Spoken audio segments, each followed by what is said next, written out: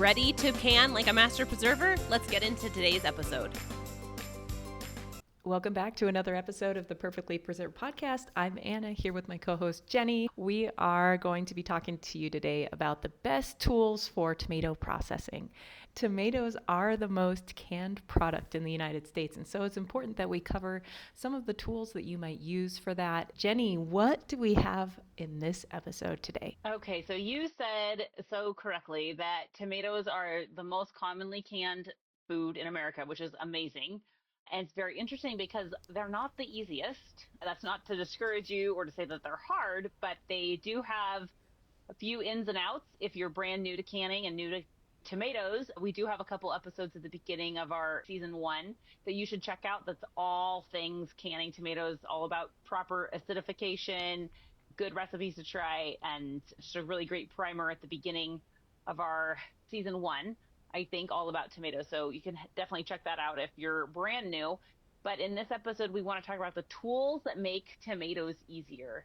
I think there's several things that we're going to cover that will just give you options for both peeling, coring, and then however you want to work up those tomatoes so that they are useful to you when you are opening the jar. The whole progression is really important, that you think about, what do I want at the end result that will be the most useful to me?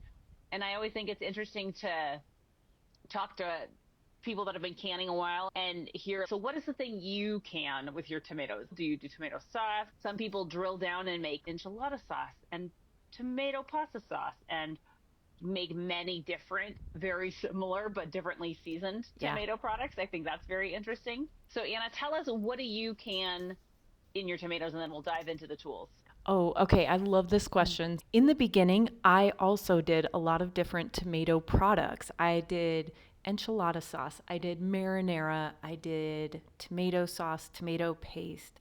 And what I've learned over the years is that I like having really 2, maybe 3 major tomato products in my pantry, and then I work off of that. So number 1 is salsa, number 2 is diced tomatoes, and number 3 is tomato sauce. So with those 3, I can pretty much make any type of cooked tomato product that I want. I usually do, I would say probably 50 pints of diced tomatoes, just because we use them all the time. I use them, I strain them, and I use that as actually my pizza sauce. It's just a straight canned diced tomato. And then obviously salsa for eating and tomato sauce for pasta dishes. So what about you, Jenny? What tomato products do you can? So I can 0 tomato salsa. My husband really likes a fresh tomato salsa. I have canned a very good salsa verde, which is made with tomatillos, so that does not apply for this episode at all. But I call it easy tomato sauce. So it's a pretty basic, not super thick. A lot of people spend a lot of time cooking theirs down, so it's super thick. And I leave mine fairly thin tomato sauce. And I would say that is the vast majority. I do can some marinara sauce, and that is a recipe that I have in my cookbook, the Pressure Canning Cookbook, but it's based very closely off of 2 different tested recipes. So that's a sauce that has ground meat in it as well as tomato. But I find like just a simple tomato sauce is the most useful for me. And then I can always open the jar up and then make it be the thing I need it to be. And because you've done all the work of peeling and cooking and chopping and all that, it's very easy to turn it into tomato pasta sauce, or very easy to turn it into your pizza sauce. Very simple. So that's how I do it. Yeah. And I think it's cool. People out there do, like we said, like enchilada sauce or like hot sauce. They make all the different little specific niche tomato sauces, and that's cool too. Just as long as you're using a tested recipe, knock yourself out. And that's how you find things your family will love. So knock yourself out. Anna, let's start with the beginning of our tool list for preserving tomatoes. So first part is sometimes the hardest, peeling. What is your method, or what tools do we have for peeling those tomatoes? You have the best tip of all. Everybody get a pencil. It's born out of laziness and exhaustion. At the end of the summer, I have this U-Pick farm really close by me, and at the beginning of October, they shut off the water to the tomato fields and they let you come and glean tomatoes. And so I gather a group of friends, we go and pick tomatoes that are either red or green, and we donate half to the food bank and then we bring the other half home. And by October, I am usually burned out. I am exhausted. So I end up washing whatever red tomatoes we have and then just putting them in Ziploc bags and throwing them in my freezer, kicking that can down the road. And then when I want to use tomatoes or make something with tomatoes, I pull the bag out and let it thaw in the sink. And magically, when those unthaw, the skins just slip right off. And there's no boiling, there's no cutting X's in the bottom of the tomatoes. You just slip those skins right off. Amazing. So to be super clear, Anna just freezes the whole tomato, the whole thing, without doing anything to it, other than washing it off. You freeze them, and then they're round little globes. And then when you're ready to work them up, either cook them fresh or can them or whatever you want to do with them, then you let them defrost a little bit. The skins slide right off. Just pull them off like a beanie, a little hat, bloop, and then they're ready to go. That's incredible. Yep. After Anna told me this, I applied the same tactic to whole peaches. So this is not a peach episode, but here's a peach tip. You can do the same to peaches. And I did this last summer, or excuse me, the summer before. And this what I did the summer before lasted me a whole year. My dad has one peach tree, it's literally 100 years old, and it had so many peaches, it was breaking branches. And he called me, he was like, I got some peaches for you. So I just go over there thinking I'm going to get a box of peaches. No, I had a car full of peaches. And like Anna said, sometimes that's all you've got is just a little bit of any wits left. And so I just put them all in the chest freezer, just whole. And then I'm such a creature of habit. I had a 3-peach smoothie every day for lunch. Almost every single day of the year, I had 3-peach smoothie. So it was 3 peaches I'd get out, and then 15 minutes later, they'd be soft enough to just slide the skins off. And I would just slice them off the pit, kind of like the way you would cut an apple, because it was still pretty frozen, right? And put the peach chunks in my blender, a scoop of vanilla protein powder and milk, and then I'd put it in a jar and head to town. Yum. Well, yum, but also very handy. So that is Anna, and I would suggest that is a very good way to get over the problem of how to peel. Anna, what do you do if you aren't, let's say you can't freeze them or don't freeze them? How is like the quote unquote normal way of peeling a tomato? Yeah, the standard way that people peel tomatoes is to use a sharp knife and cut an X in the bottom and then toss those fresh tomatoes in boiling water, blanch them, and then take them out and put them in an ice bath, and then you can slip the skins that way. The problem is that method, when it's 100 degrees outside, is probably as close to hell as I would imagine hell is having to like grab hot tomatoes and try and get the skin off while you're also boiling other tomatoes. Like it's too much. But that's traditionally what they recommend in the Bald Blue Book Guide to Preserving and the USDA's website. There's still plenty of recipes out there doing that, but I think people are getting wise to the fact that method kind of sucks. You can do it, but it just kind of sucks. Yeah. And by sucks, we mean it sucks for you. The end result is great, but it's just like it takes, I hate it because it takes kind of a long time. It's very hard for me personally to keep all that moisture in the pot. I feel like I'm splashing. You get tomato water all over your universe. Yes. I think it's very hard, and it's kind of like horribly slow. So if you were to drop into a boiling water bath one tomato, well, then that'll be blanched in about 30 seconds. But then you have to go one by one. And if you are like me, you want to put 25 in there because let's get this party started. Let's go. But then it takes so long. Then you don't know which ones are done. You're pulling up with a slotted spoon. There's just no way to make it faster or less awful. And I tried really hard to find one. And I feel confident in saying it's just a very tedious and messy step. And then waiting till they're cool enough to slide the skins off. Of course, you're going to try and do it too soon and you'll burn your fingers and feel annoyed. And then what do you do with these scalding hot skins that are also leaking tomato water? I mean, it's fine to do. And maybe you don't hate it. Maybe you're like, great, I'm happy to do this. Great, do it. But for me personally, as Anna aptly said, it is a hellish procedure and it makes the whole thing. Oh, there's the other thing. When you process tomatoes, okay, let's say this is your very first time canning tomatoes, for the processing time or the time that the tomato sauce has to be in the jar is longer than, let's say, raspberry jam. It's like fairly long, okay, 25 minutes as opposed to 10 minutes, or probably longer, really. It's longer. So it just makes your whole day, your whole thing is just going to be longer. So that's what we recommend for peeling. Anna, tell us about the tool that you love for coring. Yeah, so there's a little hand tool called a corer, and you can use this for apples, but I like using them for tomatoes as well. Sometimes the tomatoes I get from the farm, really big tops on them where the stem has come out, and it's really great to use. You just twist a little bit and you can pull that core out pretty well. Even if you push it all the way through, you're not really losing a lot of tomatoes. Usually it's the seeds and the tomato juice on the inside. When I throw them in the freezer, I just throw them in whole. But if I'm throwing them in the blender for a salsa or something, that's when I use my core. But you can use that for all kinds of fruit or vegetable. But you've never used one of those, is that right, Jenny? Yeah, I've never had one, I don't think. I tried one for strawberries and I didn't find it to be so useful that I couldn't do without it. So that's the only core style I think I've ever used.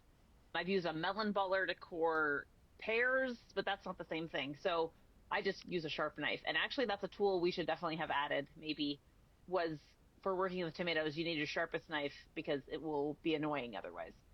Will you tell us about the immersion blender that you use and that you love? Oh, sure. I think any immersion blender is fantastic. It has like a stainless steel blade.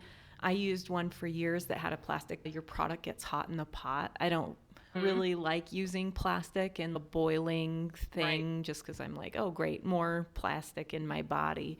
So I recommend getting one that's either a stainless steel or something that's not the immersion blender for something. Is it for tomato sauce? So I do love an immersion blender for all things in the kitchen. Love it. I'm just sort of waiting till I can find one. I think I'm just living without it and I miss it. They're really, really great for ketchup and or barbecue sauce. There's several good tested recipes for those tomato products out there. And I've had very good results in cooking them in a crock pot and then just coming in every hour or 2 hours or whatever and just with the immersion blender. And that makes a very thick and smooth sauce.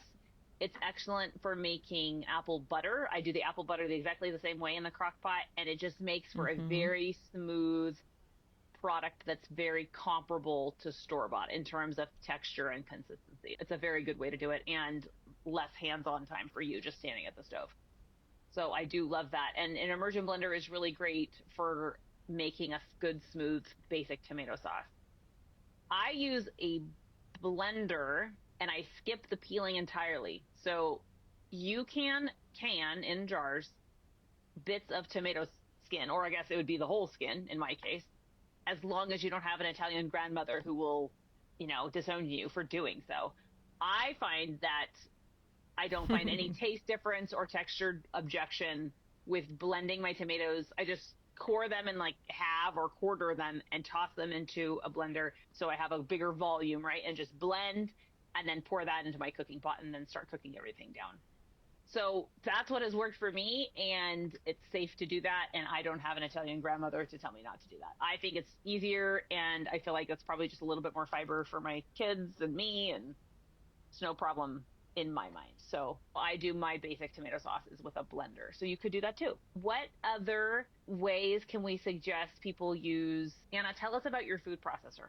Yeah. So I want to say Black Friday, I got a Ninja blender food processor combo. It was on sale, and I had been trying to use a small food processor, a 2-cup food processor for salsa making, and it was just annoying. It was not the size I wanted, but this 9-cup, I think it's 9 cups, food processor is fantastic because not only does it come with discs that you can do, like diced or shredded from the top. I use it when I'm doing onions, peppers, and hot peppers for my salsa. I will throw in 2 quartered onions and get like the perfect diced onion. Then I can throw those in the pot with my tomatoes for salsa. It's just so much easier, and I love it because I don't have to chop everything by hand. As much as I want to be a sous chef, I don't enjoy that part of salsa making. Any shortcuts I can do to make it quicker, I want to pass along to you so that you can also have a fun time canning and preserving and not be hot and sweaty in the kitchen and stressed out. I think some of the joy that Jenny and I have from processing food comes from finding shortcuts that work for you and your family. So the food processor was a great tool for me, and I hope it will be for you as well. Why don't you talk about the electric food mill? Okay, so I had an electric food mill that was sent to me. This is quite a while ago by Ball, and it was really cool. Cool as in cool. It did exactly what it was supposed to do. It was great. I don't love cleaning appliances like that. You're always going to have to do some dishes, but at the time, my kitchen was teeny tiny. I had no dishwasher, and it was like an appliance. It was great, but I just did not have room to keep, and I think I gave it to my sister because I didn't have the room to store something I didn't use that often. But they're out there. Yeah. They're available. You could thrift one, and I would say that, especially if you get a good deal on it, you What should does definitely it look try like? it looks like the analog food mills that our grandmothers would have clamped to a countertop or table, and it has a cone coming out of the side and then a slide for the sauce to come out of into a bowl on the countertop, which people use those to do applesauce. I mean, the analog versions of those with the conical shape lying sideways or more horizontal rather than vertical were very popular, and it's an electric version of that. I know my mom used the hand crank version for several things when I was growing up, and it was just like a lot of cranking. It's just, if you use it all the time, it gets tiresome. But also, you may not mind that. I just love something that's never going to break. You're not going to find something that works better for the job it was intended. Those work really great. So after I got rid of the electric food mill, which I just didn't have room to store really, I used exclusively a food mill called the OXO food mill, and it's a little bit different shape. It's a bowl, and the disc is at the base of the bowl and has little feet like a space shuttle that come out and you set it on top of a bowl. So it's more of a vertical setup rather than a left to right or horizontal setup. And into the hopper, which is pretty big, you can just in your cooked tomatoes, or I use it for applesauce. I use it a lot in other things, so to me it was more versatile and a little bit easier to use and definitely easier to clean than the electric food mill.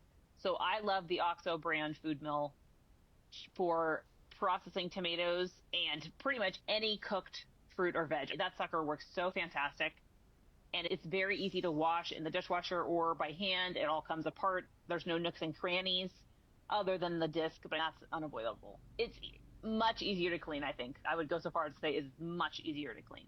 Have you used one of those, or do you not have one of the bowl-shaped food mills, Anna? When the kids were really little, I had one to make fruit purees for the kids, like when they were babies, and it was very small. So I know exactly what you're talking about, but I've never seen a big one or used a big one, but I know that you love yours. When you see women getting the teeny tiny everything to process food for babies, don't you wish for them that they would just be gifted a full-size thing so they can use it for longer than 6 months?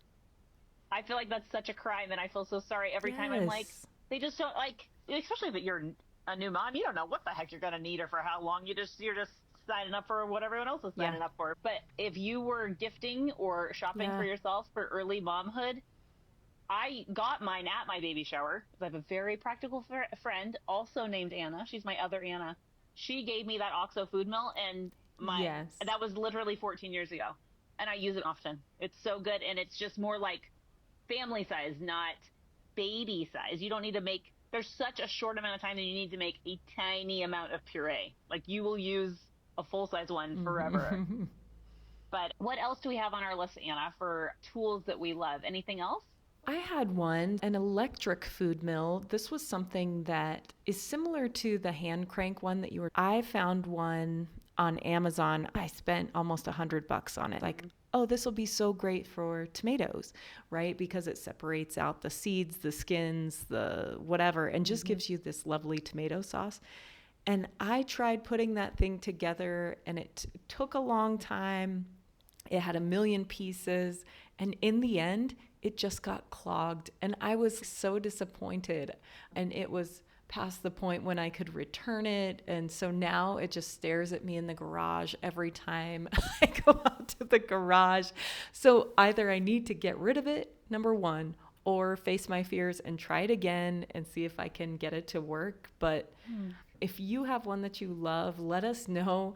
Yeah. It's usually a plug-in type of situation with a little motor, and you just drop it in the hopper on the top, and then it goes through this auger and then comes out the front. But I don't know. I have seen some like heavy duty varieties, maybe homemade, on YouTube or Instagram, people doing like big tomato processing parties. Maybe they're like have like Italian grandmothers standing there. This is how you do it. But it wasn't everything I hoped it would be, which is always frustrating when you want something to work really badly and you spend money on it. I actually think that the most important part of it is, like you said, it gets clogged. That tells you it's going to be a pain to clean. And that's what's so annoying about spending money on these things. And that's what makes it really not fun to use. The other type of tool that you could explore for processing tomatoes is a KitchenAid mixer attachment. And I know there's other brands of mixers that also sell attachments. Oh, yeah. You may have to explore those for whatever brand you may have. But I do have a KitchenAid mixer. And if you start looking, like I would go to the KitchenAid website and just look at all their accessories that they sell. They sell a lot of accessories, and they clip onto the front, or screw on, I guess, to the very front. And we have used the meat grinder. I think I got that before we were married. I think I've had that meat grinder for 15 years. A long time.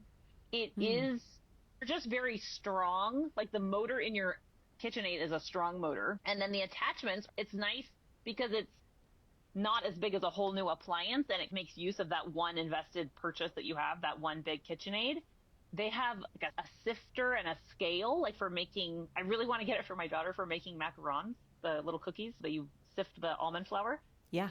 They have just more attachments than you might realize. And they have one that is specifically for, it's like a food processing attachment.